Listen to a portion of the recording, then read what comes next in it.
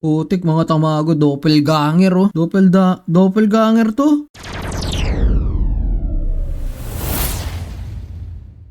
What's up mga tamago, Arinola Gusayo sa inyong lahat and another episode na naman tayo dito sa ating Carryverse. So dito kasi mga tamago, no, may nagaganap na bagong quest. Ito nga yung kakausapin mo, yung tatlong nagpipiknik at isa na doon si Kay. Para sa mga beginners po, meron kasi dito ang tatlong klaseng currency. Isa na nga dito yung celeb token na iniipon-ipon talaga natin para maging USDT. Pangalawa ay yung Zem tokens. Ito yung parang gem at ito yung cash. Sa in-game ng currency mga tamago yung pinakapangatlo. Itong cash mga tamago ay pinambibili mo rin dito sa loob ng game ng mga gamit sa bahay, mga fishing rod at mga iba't iba pang in-game items na makakatulong sa'yo sa pag-progress ng laro. Meron tayong trick na na-discover dito mga tamago para magkaroon ng unlimited cash para ikaw ay yumaman. As you can see mga tamago dito, no, cash ang pinambibili dito sa baby blue car na to. So baka bumili tayo nito. At maging dito sa mga motor mga tamago, cash din ang pinambibili dyan. So para magkaroon ka nga nung unlimited supply na cash point na yon, eto na ituturo ko sa inyo. Ang pinakakailangan mong gawin dito mga tamago puntahan itong si Kay. Or mamili ka kung sino dito sa tatlong mga chismosa na to. Piliin na lang natin si Kay mga tamago. Pindutin natin si Kay. Kausapin lang natin yan. Pindut yung Blue Dragon. At uutusan tayo niyang pumunta dito sa mga sikretong pond. Dito sa Sunshine and Moonlight. So i-accept lang natin yan. How exciting. At ooperan tayo ng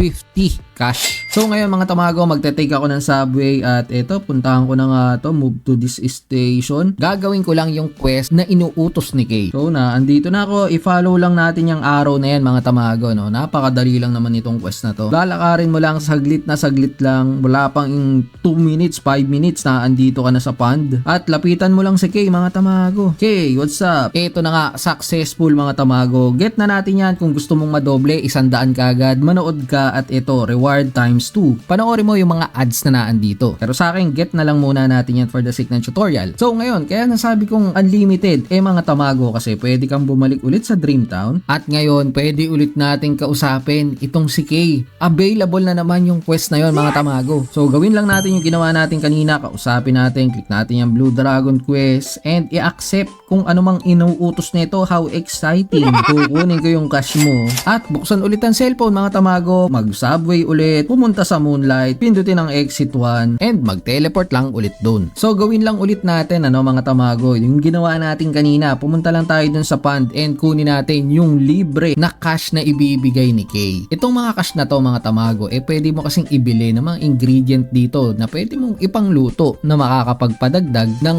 boosting mo sa panghuli ng mga isda. So mga tamago, ito another 50 na naman and as you can see, pwede ko ulit yung i-double reward. Panoorin ko yung ads na available pero hindi, get na lang muna natin yan and ayun, there you go, nadagdagan yung aking pera. So mga tamago, ganun lang, paulit-ulit lang natin gawin. Makakabili tayo ng mga sasakyan, appliances at sabi ko nga maging pati yung mga pagkain or tea or coffee na binibili natin in-game magkakaroon tayo ng unlimited supply. Ito po kasi ay limited na panahon lang mga tamago dahil matatapos din tong quest na to at baka hindi na natin ma-spam sa mga susunod. Kaya maganda mag-ipon na kayo ng maraming cash. Pwede rin kayo mag-upgrade ng mga bahay dito. Kung nagustuhan nyo mga tamago itong ating simple trick tutorial na to, paki-like naman, share, and subscribe ka na rin. Huwag mong kakalimutan na anyari sa inyo, papaluin kita At hanggang dito na lang tong episode na to. Ingat kayo, happy fishing. Ito ulit sa Mike Tamago. Tamago, out.